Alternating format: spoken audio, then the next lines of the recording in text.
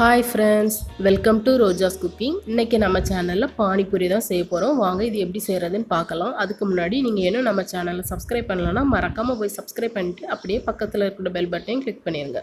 அப்பதான் நான் போடுற வீடியோஸ் எல்லாம் உங்களுக்கு உடனுக்குடனே நோட்டிஃபிகேஷனா வந்து சேரும். இப்போ வந்து பூரி போடுறதுக்கு நம்ம ஃபர்ஸ்ட் மாவு ரெடி பண்ணிரலாம். இதுக்கு வந்து நான் ஒரு பாத்திரத்துல 1 கப் அளவுக்கு ரவை எடுத்துர்க்கேன்.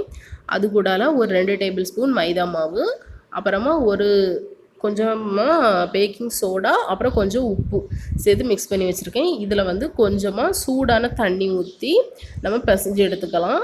ரொம்ப சூடாக வேண்டாம், லைட்டாக சூடாக இருக்கிற மாதிரி பார்த்து நம்ம எடுத்து கொஞ்சம் கொஞ்சமாக ஊற்றி பிசைஞ்சு எடுத்துக்கலாம். இது நல்லா பிசைஞ்சிட்டு இதை வந்து நம்ம வந்து ஒரு அரை மணி நேரம் வந்து ஊற வச்சு எடுக்கணும். இப்போ நான் இதை வந்து நல்லா பிசைஞ்சதுக்கப்புறமா ஒரு அரை மணி நேரம் ஊற வச்சுக்கிறேன். ஒரு மூடி போட்டு மூடினாலும் போதும், இல்லை ஒரு ஈர துணி போட்டு நம்ம இதை மூடி வச்சிடலாம். இப்போ இது நல்லா ஊறட்டும். நம்ம அதுக்குள்ளே போய் இதுக்கு தேவையான பானி மசாலா எல்லாமே ரெடி பண்ணிடலாம்.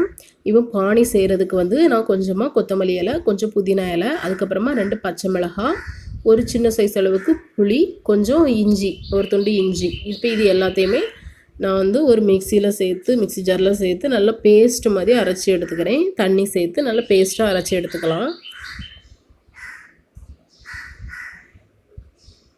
இப்போ இந்த அளவுக்கு நல்லா பேஸ்ட் மாதிரி அரைச்சி எடுத்தாச்சு. இது கூட ஒரு ஸ்பூன் போல் சாட் மசாலா, கொஞ்சம் உப்பு, கொஞ்சம் பெருங்காயத்தூள் எல்லாமே சேர்த்து நல்லா மிக்ஸ் பண்ணிடலாம். இதுக்கு தேவையான அளவுக்கு தண்ணி சேர்த்து நல்லா கலந்து விட்டுக்கலாம். உப்பு சரியாக இருக்கான்னு பார்த்துக்கோங்க. நம்மளுக்கு வந்து பானி ரெடி ஆயிடும். அடுத்தல நம்ம வந்து மசாலா ரெடி பண்ணிடலாம்.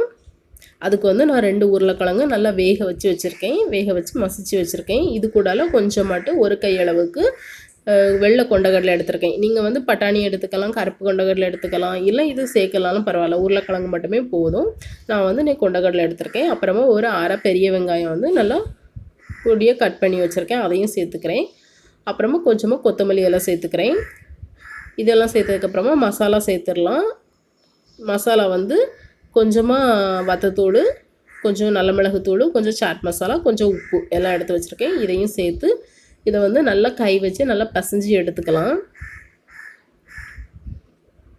இப்போ மசாலா ரெடி ஆகிடுச்சு. அடுத்தால நம்ம பூரி உருட்டிடலாம். இதுக்கு வந்து நம்ம ஊற வச்ச மாவு நல்லா ஊறிட்டு இதை வந்து ஒரு லைட்டாக பசைஞ்சிட்டு 2 பங்காக பிரித்து நம்ம இதை வந்து நல்லா சப்பாத்தி மாவு உருட்டின மாதிரி உருட்டிட்டு ஒரு ஏதாவது சின்ன மூடி வச்சு நம்ம இதே மாதிரி சின்ன சின்னதாக ரவுண்டாக போட்டு வச்சுக்கலாம். இதை வந்து நான் வந்து இனி பொரிச்சு எடுத்துக்கிறேன். அவ்வளோதான் ஃப்ரெண்ட்ஸ், எல்லாமே ரெடி ஆகிடுச்சு. மசாலா, பூரி, பானி எல்லாமே ரெடியாக இருக்குது. நம்ம இனி இதை வந்து சர்வ் பண்ண ஆரம்பிச்சிடலாம். பூரி வந்து நல்லா மொறுமொறுனி வந்திருக்கு பாருங்கள். இந்த அளவுக்கு நம்ம பொரிச்சு எடுக்கணும். உடனே எடுத்தோம்னாக்கி அது கிறிஸ்பியாக இருக்காது, ஒரு மாதிரி சவுன்னு இருக்கும். அதனால் இந்த அளவுக்கு நம்ம வந்து இதை பொரிச்சு எடுத்துடலாம்.